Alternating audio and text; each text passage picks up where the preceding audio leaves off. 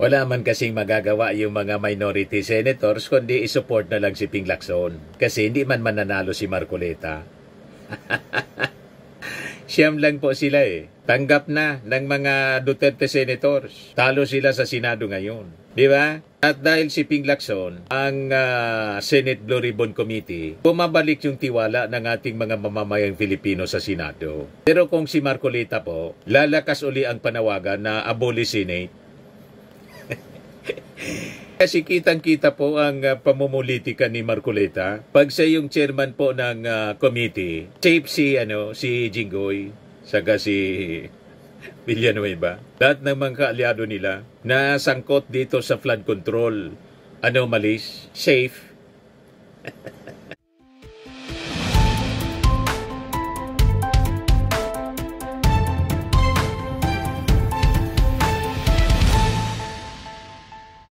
Hello po mga kababayan, si Dante Maravillas. Ito yung mga balita ngayon po. Nagbabagang mga balita. Breaking news po. Pinagkakasuhan na ng administratibo ng Independent Commission for Infrastructure or ICI sa Ombudsman. Sina dating DPWH Secretary Manny Bunuan, dating USEC Secretary o Undersecretary Roberto Bernardo, Maria Catalina Cabral at 5 iba pa. Kaugnay ng 72 million ghost flood control project sa Bulacan. Sa interim report ng ICI nakasaad na posibleng nilabag ng mga nabanggit and grave misconduct, gross dishonesty, conduct prejudicial to the best interest of the service, code of conduct and ethical standards for public officials and employees.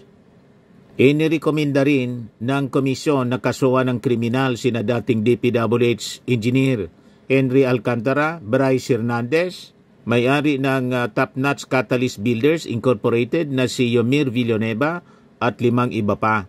Kabilang sa mga asunto na posible nilang karapin ang paglabag sa Anti-Graft and Corrupt Practices Act, Malversation and Falsification, Presidential Decree 1559 at Government Procurement Reform Act. Rimati na mga kababayan. Other than that, ito pa yung isa pang balita. Yan o. Remulla Ice Task Force to probe Villars on infra benefiting properties.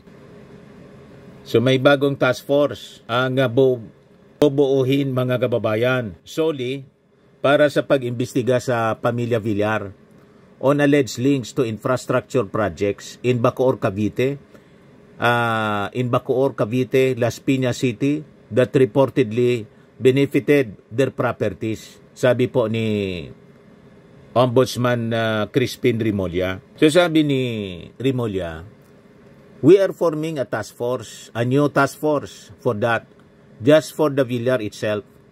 The Zapote River Drive together with the Bacoor properties that were boundaries of the rivers, its path, and the improvements made in that area. So we will determine that later on the costing of the project, sabi po ni Remulla. Wala pong sasantuhin ang ating ombudsman, ang ating gobyerno. Ay yung mga kaalyado. Di ba? Ganon. Kanina nagpa-press con si Ping Lacson, incoming Senate Blue Ribbon Committee Chairman.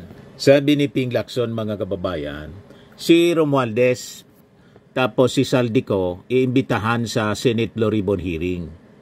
Kinumpirma ni Senate President Pro Tempore Ping Lacson na inimbita na ng Senate Blue Ribbon Committee sina dating Speaker Martin Romualdez at dating Congressman Saldico para sa susunod na pagdinig. Ayon kay Lacson, dadaan muna ang imbitasyon kay House Speaker Jordan Jesus D. bilang paggalang sa interparliamentary courtesy bago ito opisyal na maipadala kay Romualdez. Ito yung kapihan sa Senado, mga kababayan, na ginawa kanina lang. The returning chairman of the Blue Ribbon Committee and also the chairman of Committee on Accounts, let us all welcome Senate President Pro Tempore Panfilo Ping Lacson. Hi sir, good afternoon. Good afternoon to all. Sige, let's get on with it. Okay sir, una muna. Handang-handa ka na po ba na pamunuan uli ang Blue Ribbon Committee at wala na pong atrasan yung pagbabalik nyo bilang Blue Ribbon Committee Chairman? If elected, sige. Sinabi ko na kay SP, I'll accept. So ready na ho ukli kayo sa posibleng pag-question ng ilang senador sa ano magiging decision o hakbang nyo sa investigation sa flood control ng Malis? That much didiscuss din namin. Na pareho pa rin. Walang magbabago. Wala man kasing magagawa yung mga minority senators kundi isupport na lang si Ping Lacson. Kasi hindi man mananalo si Marcoleta. Siyam lang po sila eh. Tanggap na ng mga Duterte senators. Talo sila sa Senado ngayon. Di ba? At dahil si Ping Lacson, ang Senate Blue Ribbon Committee, bumabalik yung tiwala ng ating mga mamamayang Filipino sa Senado. Pero kung si Marcoleta po, lalakas uli ang panawagan na abolish Senate. Kasi kitang-kita po ang pamumulitika ni Marcoleta. Pag siya yung chairman po ng committee, safe si Jinggoy, saka si Villanueva. Lahat ng mga kaalyado nila na sangkot dito sa flood control. Malis, safe. Di ba po? Pero itong si Ping Lacson, independent-minded po ito. Hindi mo ito madiktahan. Credible chairman, mga kababayan. Hindi lang credible investigator. Kasi dating PNP chief at magaling na pulis. Hindi tulad ni Bato de la Rosa na naniniwala na authentic pag may butas. Authentic niya may butas. Di ba? So, pakinggan natin yung press con kanina. Kung saan kami dala ng ebidensya, di doon. Correct. And sir, tiwala kayo na hindi naman madidestabilize ang leadership ni SP Soto once na magbalik kayo bilang Blue Ribbon Committee Chairman? Well, anything goes. Kung doon mapunta, nag-uusap na rin kami tungkol doon. Pero ano yung nakikita niyong chance? Sa ngayon, wala naman po. I don't think so. That much inassure naman ako ni Senate President. Nakausap niya, I think nakausap niya yung mga kasamahan namin. Mukhang okay naman. And then sir, tuloy na tuloy po ba yung panibagong hearing ng Blue Ribbon sa November 14? Hindi ko pa na-coordinate kay Senator Sherwin kasi siya yung chairman ng Finance Committee. Hingin ko yung Friday kung pwedeng ibakante niya. So, tentative pa po yun, sir? Kung mabibigyan niya ng puwang, tuloy yung Friday hearing. And then, marami pong curious dun sa sinabi nyo na isa sa mga invited ay very important witness. Gaano po ba ka-importante ang kanya magiging testimonya, sir? Importante kasi pwedeng ma-wrap up yung lahat ng pwedeng o kailangang malaman patungo pati sa prosecution sa conviction. May mga bago po siyang magiging revelation na hindi pa na-reveal ng mga previous witnesses? Yeah, naturally and surely. So may nagsabi na po siya ng affidavit, sir? Wala pa. Pinapa-finalize ko yung affidavit within the week. Kasi base sa kwento, saka base do sa mga may bagong witness pala. Ebidensya, mga dokumento, ledger, digital files, lahat ng notes. Kasi sabi ko sa kanya, kung magme-mention lang ng pangalan na walang suportang dokumento, wag na lang mag-mention kasi baka makasira lang ng tao. So, maski may personal knowledge, kung wala naman siyang supporting documents, wag na lang magbanggit. Sir, yan ang aming usapan. Siya po ba nag-volunteer na lumapit po sa inyo para sabihin mag-testify siya sa Blue May Ribbon? conduit actually na nagparating. Ano po ito? Government official? Walang balita kay Gutesa. And that's the reason why, I thought of reviewing the CCTV of September 25. It was not my intention to spy on Senator Marcoleta.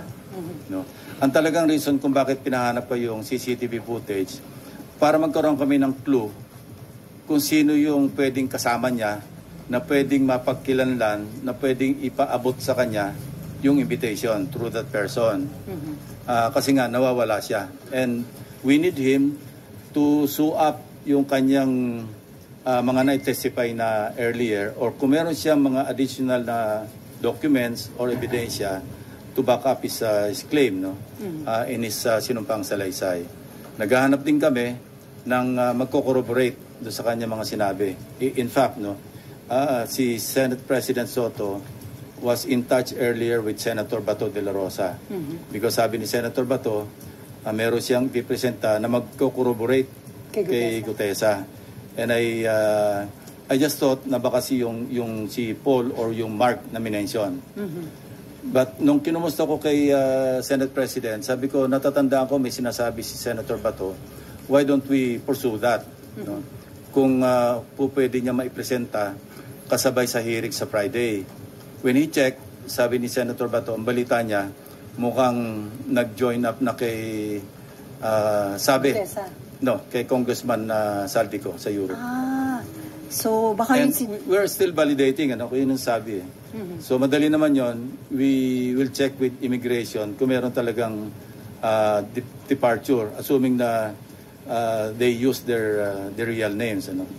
Yeah. So sino po ba yun yung Mark and Paul, yung sinasabi niya na kasama niya na nag-deliver. Importante yun kasi what we need kay Gutesa, yung magko-corroborate, whether it's another witness or whatever documentary evidence na meron siyang hawak para maipakita niya. Otherwise, mere allegation by one person, parang maski sa korte, maski sa prosecution level, baka hindi mag-hold water. So hindi ho kaya mag-stand up yung kay Gutesa na... Sa ngayon, sa tingin ko, being an investigator for so long, pag alam kong ganun lang, isang salita lang, sa isang tao, mahirap tumayo. So kailangan natin ng magko-corroborate. Sa isang interview, sinabi nga ni Senator Rodante Marcoleta na nasa Chile na yung si Mark ba o si... I don't know. Ang pagkaalam ko lang na nag-join daw, sabi ni Senator Bato kay Senate President na sumama na raw kay ex-Congressman Saldico. Pero sir, plano nyo rin po bang patawag kung may yung dalawa? information si Senator Marcoleta na nasa Chile, tingnan natin. Basta anything that can really sustain yung lahat ng mga testimonies so far revealed sa mga hearings na nakaraan, we should go there. So kasama po ba yun sa plano talaga ng Blue Ribbon na ipatawag yung sila Paul and Mark ba? Yeah, kasama. Especially Gutesa, para makita natin kung meron siyang mga supporting documents. May mga talks na may pinagtatakpan, merong pinipili, hindi ganon. Maski sa pag nag-resume ng hearings, walang magbabago. Doon sa naunang direction ko noon bilang chairman, na where the evidence leads us, we'll go there. Sir, kinu-question din ni Senator Marcoleta yung aligasyon na pineke ni Gutesa yung kanyang... Yung mga standard or specimen signatures ni Attorney Spera, kinumpare doon sa question document. Meaning, yung kinu-question na sinasabing hindi niya pirma. Hindi nga nang match eh. Hindi naman kami yung nag-conclude kundi NBI plus yung... At yung mga nakadetain po dito sa Senate, sir? Yung mga hinahawakan na ng ombudsman at saka yung inimbestiga na undergoing preliminary investigation, kung ano yung kakulangan na pwede ma-contribute pa ng Blue Ribbon Committee sa mga hearings, pwede pa rin namin i-pursue. Pero kung repetitive na at naipadala na, kasi I remember when I gave plus drives kay Secretary Vince Dizon. Ito yung pinanggalingan nito, yung dalawa kong privilege speeches. Binigyan ko yung acting ombudsman at that time, si acting ombudsman Vargas. Binigyan ko si dating ICI advisor Mayor Magalong. Binigyan ko si Secretary Vince Dizon. Sabi ko, kompleto na yan. Actually, pwede na ako mag-file ng kaso based on the evidence contained in those two privilege speeches. Kasi kompleto naman talaga yun eh. Videos, documents, yung mga falsified documents, yung pagkasingil, nagbayad, lahat nandoon naman na. So, nakatulong yon. Kaya nakapag mag-conduct ng preliminary investigation. Katunayan, Bulacan saka Oriental Mindoro nga yung inuna nila, di ba? So, but we're not stopping at Bulacan and Oriental Mindoro. Kasi pasok ng pasok lahat yung mga information. Kayo mismo sa media, di ba? Ang dami nyo na nakakalap na ebidensya because people have become conscious at saka talaga naging di natin. para talaga masustain yung effort ng government to really get to the bottom of all these issues, all these anomalies, at para mapanagot talaga yung dapat managot. Otherwise, kailan naman ulit ito? After 5 years? After 10 years? So walang katapusan. It has become a vicious cycle. So, yun, we're there right now and we intend to continue. So yung iba na nakapag-testify, kung repetitive lang din, hindi na po paharapin? Yeah, pwedeng hindi na paharapin. At kung pwedeng naandyan sila, pero kung ang sasabihin nila, nasabi na nila, what for? Parang ano lang yun, redundant na. Si Senator Erwin Tulfo, yung Vice Chairman ng Blue Ribbon Committee, nirequest na po ba niya na i-issuehan ng subpoena do Tecum yung ledger na mag-asawang Diskaya? We intend to issue subpoena do Tecum kina Mr. and Mrs. Diskaya para malinaw yung kanyang tinestify na may mga 17 congressmen na nakatanggap ng mga kickback. Importante yon kasi matatahi talaga at mapapalakas yung ebidensya doon sa kanyang tinestify. So dapat ma-invite po ulit mag-asawang Diskaya? Yes, nandiyan naman si Curly. Imbitahin din namin si Mrs. Diskaya at kung ano yung kanilang mai-contribute pa, no? Patungo doon sa kanilang nauna ng sinabi na may mga congressmen na involved. So sir, itong investigation sa flood control anomaly, sa tingin nyo magtatagal pa o ilang hearing na lang po ito? Well, I think pwede nang i-wrap up at least yung flood control projects, yung GOES at saka substandard. Then we can segue to other, the last time we met with the SP and I think Senator Kiko and Senator Bam. Meron kaming kausap who offered, mga civilian na who offered to help us scrutinize yung budget. Meron sila mga resource persons na nag-offer ng assistance. So we welcome and marami kaming na-discuss doon. Number one, alisin talaga namin yung unprogrammed fund. Ang program appropriations, matitira lang yun sa foreign assisted. Of course, yung sa special purpose, yung contingent, yung mga quick reaction fund, hindi naman pwedeng alisin yun kasi paano kung mayroong calamity. Second, yung full transparency. Na-discuss na namin ito and we agreed with the Senate President, Senator Gatchalian, na hanggang sa BICAM, fully transparent. Hindi pa lang niya raw na-figure out how to go about it. But ang initial step is, hindi na pa pwedeng merong alien na papasok doon sa disagreeing provisions. We will limit, for easier monitoring pati, we'll just limit ourselves to putting up a matrix o kaya just juxtapose lang yung House version against the Senate version. And we will confine or limit ourselves to synchronize, to reconcile the disagreeing provisions. Hindi na po pwede yung wala naman sa House version, wala naman sa Senate version, papasukan natin ng kung anong version. Wala na yon. Kasi that's the real intent or purpose of the bicameral conference, especially sa budget. Reconcile the disagreeing provisions. So at least along that line, nagkakasundo kami and that's a good step para talaga maging transparent yung pagpasa natin ng budget all the way. Senator Amor, Marlon, RG? Ako si Camille. Nahin natin, Amor. Sir, balikan ko lang po kay Guteza, are you bothered by his disappearance? And ano po yung current efforts right now to locate him?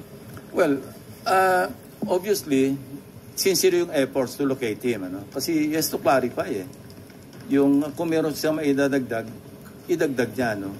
So, importante yung kanyang presence kung meron siya maidadagdag pa sa kanyang nauna ng pinahayag.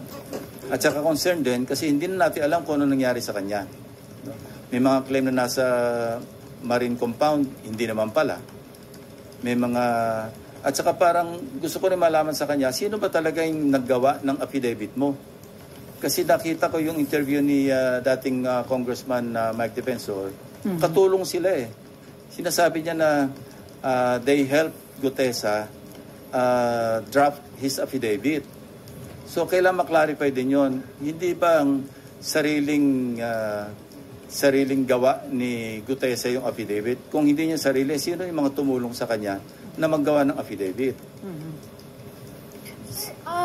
Ano po yung basa or tingin nyo, analysis nyo dun sa situation? Is he hiding or meron po bang nagtatago sa kanya? Hindi ko alam. Yung guess mo is as good as mine, ano? Kasi wala nga nakakalam, tahimik na tahimik. Alam nyo, ganito lang yan, ano? Kung ang hangad mo, mag-prosecute talaga, makapagpa-convict talaga, dapat hindi siya nawawala. Kasi ang pwede lang mag-prosecute sa kanya, DOJ or Ombudsman. Hindi siya mahanap ng DOJ. Hindi siya mahanap ng Ombudsman. Kung ang intention mo, magpropaganda lang, diyan ka sa Blue Ribbon at mawala ka na. Kasi yun lang eh. Sa ngayon, di ba, nagkaroon ng isipan sa mga kababayan natin na siya lang ang nakapag-implicate kay Speaker Romualdez. Yung although kay Congressman Saldico, hindi lang siya, ang dami pang ibang nag-implicate sa kanya, nauna na. Pero ang importante rito, in-implicate niya si dating Speaker Romualdez at nag-iisa siya nakapag-implicate. Pagkatapos nawala siya. So kung ang hangarin mo is talagang logical conclusion, which is to prosecute and convict former Speaker Romualdez, dapat nandito siya. Hindi man sa Blue Ribbon, kung inisip niyang hindi siya makapagtiwala sa Blue Ribbon, humarap man lang siya sa DOJ, humarap man lang siya sa Ombudsman. Kung yun ang hangarin. So now, anong isipin natin? Bakit Blue Ribbon lang at pagkatapos ng isang pagsipot, nawala ka na? So sir, hindi niyo ba tatanungin si Mike Defensor considering na siya ang nagbigay kay Marcoleta? Yun nga, papadala namin yung subpoena through the office of Senator Marcoleta. No? And yung sinasabi niya na ini-spyan ko siya, hindi yun ang dahilan. Gusto ko lang makita, kaya pinareview ko yun, para makita ko, baka sakaling may nakakakilala o makikilala natin yung kasabay niyan dumating. So incidental na lamang yon na sinalubong pala siya ng staff ni Senator Marcoleta, dinala sa opisina niya, nag-stay for a while, tapos nanood ng hearing doon sa gallery hanggang sa tinawag siya 10:27 I think. But he stayed there. He arrived at around 8:27. At saka yung CCTV, this is a public place. Yung Senado. Huwag tayong magtaka. Alam na natin na merong CCTV dyan. Kayo mismo na mamonitor nyo kami pag dumarating na kami, di ba? Kaya minsan nakaabang na kayo sa second floor. So this is an open area. No? And, you know, meron tayong jurisprudence tungkol sa CCTV footages. Yun yung Ople versus Torres. Ang tawag doon, ang doctrine doon, yung reasonable expectation of privacy. Meaning, pag nasa public place ka, i-expect mo naman na yung privacy mo mako-compromise, no? Meron reasonable expectation privacy. Kung nasa private place ka, now, I heard Senator Marcoleta na kung ako raw ba nagbi-Big Brother o okay lang ba raw na tiktikan niya rin opisina ko, well, bibigyan ko siya ng logbook kung gusto niya everyday, kung sino yung pupunta sa office ko. At walang contractor na pupunta doon. Wala maski sino pupunta except mga official. Public place to, wag tayo maging onion skin na lalabas yung mga bisita natin o kung sino yung mga pinatawag natin. Dahil CCTV yan eh. Okay, last question. Sir, mag-a-apply po ba dun kay Gutesa yung pag hindi po siya sumipot after the subpoena ay warrant of arrest yung next? Meron na siyang problema sa prosecution service ng DOJ. Why?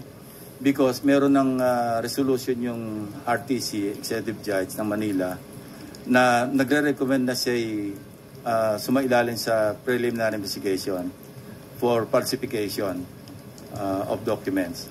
So, let's leave it at that.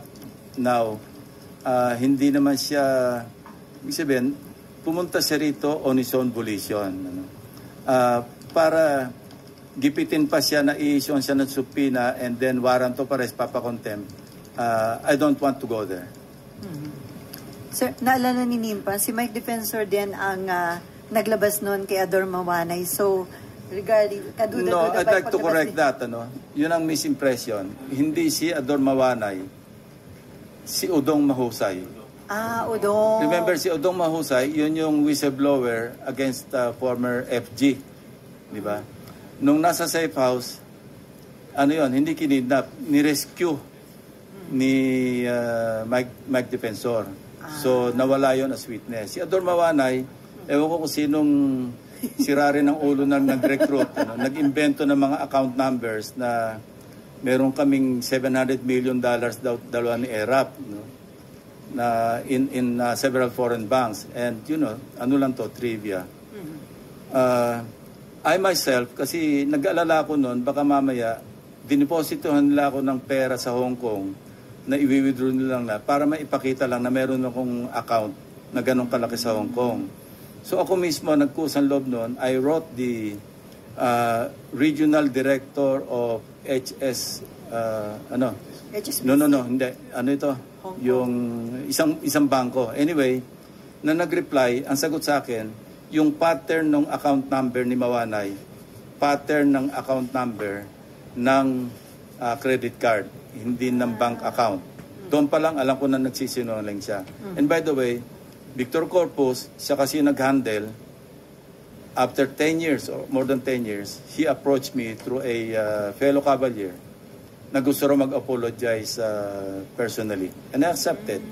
Nag-usap kami, sabi niya talagang, I was taken for a ride, although it took him that long to rectify and to apologize. Sabi ko, apology accepted. Even yung one major daily, yung Philippine Daily Inquirer, kasi naging subject ko ng libel case yung Philippine Daily Inquirer. They tried to negotiate with me doon sa aming libel case. Sabi niya, any story that you want, headline or above the fold. Sabi ko, I don't want that. Ang kailangan ko lang to get back or restore my dignity. Maggawa lang kayo ng konting erratum, public apology, kasi talagang for the longest time, yung nagsuffer ako ng gusto. So, this is nothing new to me, yung nangyaring ganyan na nagre-recruit ng witness, nakapanira ng tao, because I've been there. I've done that. So sir, may info ka ba? Bakit si Mike Defensor ang nilapitan ni Gutesa? Tapos si Mike Defensor inilapit naman kay Senator Marcoleta? Hindi importante sa akin yun. Importante sa akin, yung aking trabaho bilang Blue Ribbon Chairman. Yung mga side lights, yung mga distractions, yun ang nakakasira sa investigation. When somebody disrupts the proceeding, when somebody distracts yung attention, hindi tayo makapokus sa real issue, then doon tayo maliligaw. Okay. Marlon, then Camille, and then Raymond, and then Nympha. Since na-mention nyo na valid naman yung testimony, other office sila sa kailangan nga ba? May effect pa ba sa credibility niya yung sinasabing forged? Yes, valid, pero somehow makaka-affect sa credibility niya. Kasi di ba sabi rin ng mga abogado, falsus in uno, falsus in omnibus, false in one, false in all. So hindi ko sinasabing hindi totoo yung sinasabi ni Gutesa sa kanyang affidavit o sa kanyang pagsasalaysay sa Blue Ribbon Committee. Pero hindi ko rin sinasabi na solid yung kanyang credibility kasi siya mismo nagsabi nang tanongin siya na siya mismo nagpa-notaryo ng kanyang sinumpang salaysay. So alin dyan ang totoo, alin ang hindi. Hindi na natin alam. And doon din, pag hinimay natin yung kanyang statement, minsan box, minsan maleta. Tapos parang hindi kakasya doon sa sinabi niyang isa o dalawang vans, yung iba SUV. Hindi kakasya yung 46 na maleta. Parang hindi kakasya doon. So these are, if we examine the testimony o yung kanyang yung as narrated, titingnan natin lahat yon. And paggawa ng committee report, pati sa recommendation, kung sino ba yung papelan ng charges, all those things will be considered. Raymond, Nympha, and then Mav. Yung kay Gutesa po, kung hindi po siya a-attend or kung umattend po siya at walang magko-corroborate ng mga sinabi niya, will it end his presence? Ibig ko sabihin, tutuldukan niyo po ba? Considering na dati po kayong investigador. Yeah, kung wala na siya may dadagdag at yung say-so niya lang, allegation lang na mag-isa, mukhang mahirap ang stand-alone eh. So, maski ba sino, halimbawa si Sally, nag-volunteer mag-witness, sinabi niya, nagbigay siya ng pera kay President Marcos, tapos hinto siya doon, papaniwalaan ba natin si Sally? Nang wala siyang pang-suporta man lamang na ebidensya doon sa kanya sinabi. Correct. Yeah. Sana kung meron siyang resibo o nakapagtabi man lang siya ng maski yung post-it na 48 million at dinala niya, eto nga nakapagtabi ako ng isang post-it. Na mukhang post-it talaga nung araw, hindi yung ginawa lang ngayon. Ha? So, yun, mga notes. Alam nyo, yung nung investigador ako, meron kami tinatawag na investigator's notebook. Yan, inaabit sa court yan eh.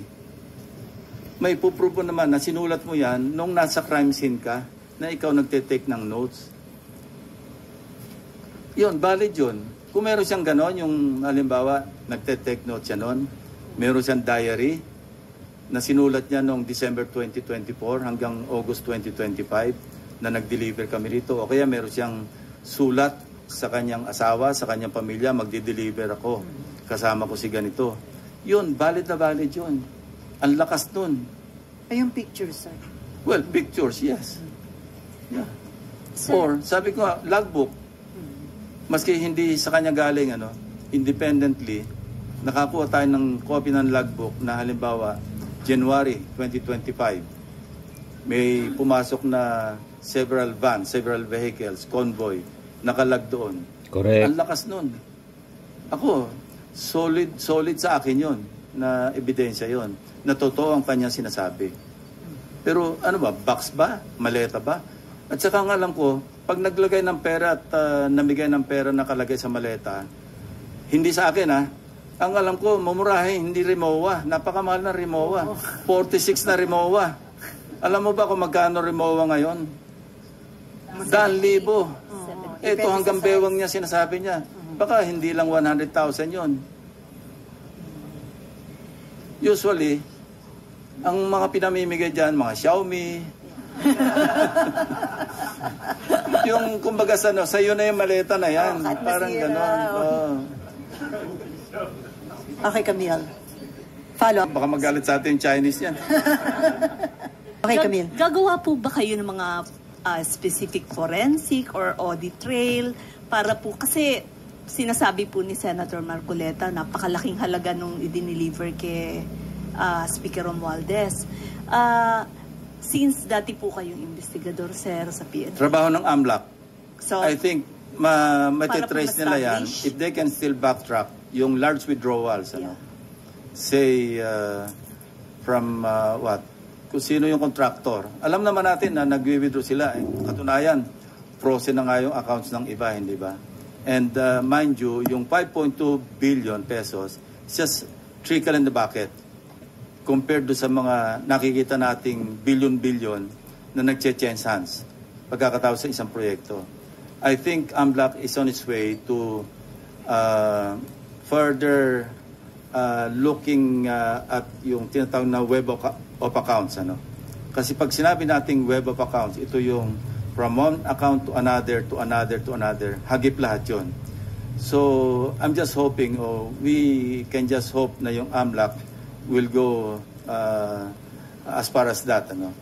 Kasi importante yun. Because when we amended the Anti-Money Laundering Act, sinama namin yun web of accounts. Lahat ng nadapuan noong transaksyon, halimbawa ni Sims, at yung katransact niya, nakipag-transact sa iba at nakipag-transact sa iba, hagip lahat yun. So para malaki naman yung ma-recover ng government sa mga, hindi lang contractors, kundi sa mga tiwali ng mga opisyal, congressmen and senators included. Okay, Raymond. One point. Sa pagbabalik niyo as chairman of the Senate Blue Ribbon Committee, ano ang naghihintay na kapalaran doon sa 4 na opisyal that are being held sa baba after na ma-contempt sa committee hearing? Well, they may be detained there up to the CDGA adjournment, which is 3 years from now or 2 years from now. Unless makasuhan na sila, sir. Well, pag makasuhan sila and may warrant of arrest, kung merong court order, yung commitment order yung court, then we will transfer them. In the meantime, they will have to stay here. Mabuti na rin yan para kung kailangan din sila, at least madali silang escortan ng OSAA. Ginagawa namin yan eh. In-escortan sila sa ICI, in-escortan sa DOJ, or kung ano yung agency na nangangailangan sa kanila. Okay, Nympha. And then Mav. Afternoon, sir. Sir, dun lang sa particular sa budget po ng DPWH, ngayon, sir, meron na ba kayong ginawa, sir, na pag-aaral kung magkano yung dapat na matapyas, magkano yung dapat na ilipat based sa inyong studies? Actually, meron na. Noong nag-revise yung DPWH, di ba tinanggal lahat yung flood control? That's 255.5 billion. Tinetrace namin kung saan napunta. Kasi walang naiwan doon sa 255 or so billion pesos. Kung saan napunta. And we're trying to find out kung saan. First, in fairness, kasi yung PhilHealth, merong 60 billion na pumasok doon sa House Gov. On top of the initial 112 billion na naka-appropriate do sa NEP, nadagdagan pa ng 60. That's good. Kasi para kailangan niya sa universal healthcare. Yung iba napunta sa farm-to-market roads. Kung saan. Merong napunta sa ayuda.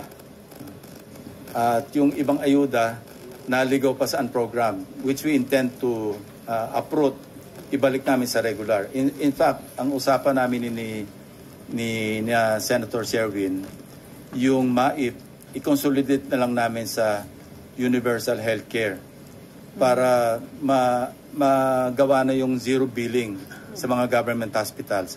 Instead na naka-MAIP, ito na ang nagdi-distribute, nagbibigay ng guarantee letter, mga congressmen at saka senador, aalisin natin yan. Magkano yun, sir? Ang napunta, not so much, I think 20 plus. Billion. Nasa amin yung record. Anyway, billion din yung nailipat sa MAIP. Merong nailipat sa AIX. Ang intention namin ngayon is to consolidate all these, mga gumagala-gala na mga pang-social services under 4Ps.